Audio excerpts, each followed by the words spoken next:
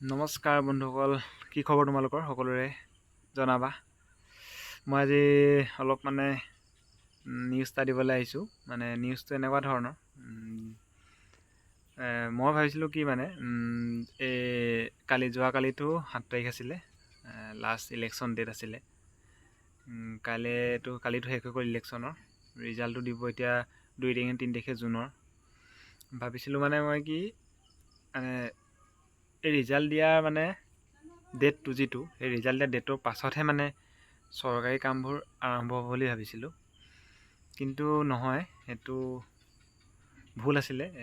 আজি মই ওলাই যাওঁতে দেখিলোঁ যিবোৰ ৰাস্তা কাম ইলেকশ্যনৰ আগত বনাইছিলে, ইলেকশ্যনৰ কাৰণে ৰখাই দিছিলে, এতিয়া সেইবোৰ আকৌ ষ্টাৰ্টিং হৈছে বনাবলৈ।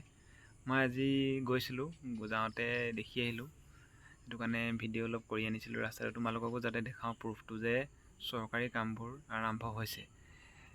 এতিয়া মেইন কথাটো হ'ল, এইটোৱে এটা ভাল খবৰ যে এইটোৱে চৰকাৰী কামবোৰ আৰম্ভ হৈছে। আমাৰ অসম পুলিচৰ বা ADRE যিখিনি এক্সামৰ এডভাৰটাইজ ওলাইছিলে, এতিয়া এইকেইদিনতে তোমালোকে কিবা এটা ন'টিচ পাবা SLBIত। সকলোৱে যাতে মনটো ভাল কৰি অলপ জোচ উঠোৱা এতিয়া, কাৰণ সময় একদম আহি গ'ল সকলোৰে ওচৰত। তোমালোকে এই মাহতে কিবা এটা ন'টিচ পাবা, হয়তো এপ্লাই অনলাইন খুলিব, নহয় আমাৰ এডমিট ওলাব পুলিচৰ, কিবা এটা ন'টিচ পাবা তোমালোকে, কাৰণ চৰকাৰী কামবোৰ আৰম্ভ হৈ গ'ল। তোমালোকেতো জানিছাই যে মামাই কৈয়ে আছে জুলাইত ইণ্টাৰভিউ হ'ব, সঁচাকৈ হ'ব জুলাইত, কাৰণ ৰাস্তাটোতো চৰকাৰী আণ্ডাৰতে পৰে। এতিয়া আজি সেইবোৰ কাম ষ্টাৰ্ট হৈ গ'ল তোমালোকৰ, একদম মই কৈছোঁ নহয়, বহুত ভাল খবৰ তোমালোকৰ কাৰণে।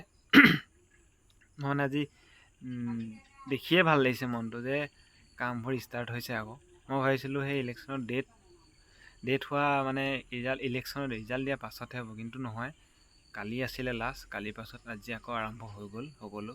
তোমালোকে পূৰা চিয়ৰলি 100% ল'ব পৰা যে এই মাহতে তোমালোকৰ কিবা এটা হ'ব, নাই অনলাইন এপ্লাই খুলিব, নহ'লে এডমিট ওলাব, কিবা এটা ন'টিচ পাবা তোমালোকে। সেইটো কাৰণে সকলো ৰেডি হোৱা, এতিয়া সময় আহি গ'ল। যদি কোনোবাই ঘৰতে আছা, বোলে কিবা এটা ওলালে দৌৰিম বুলি ভাবি আছা, সেইটো সময় আহি গ'ল তোমালোকৰ সকলোৰে। সেইটো কাৰণে চবেই আকৌ আহা ফিল্ডলৈ, দৌৰা, সকলোৱে পঢ়া, কি আছে যোনৰ যি কাম আছে, যাৰ যি কাম আছে কৰা। সেইটোৱে আৰু গুড নিউজ সেইটোৱেই।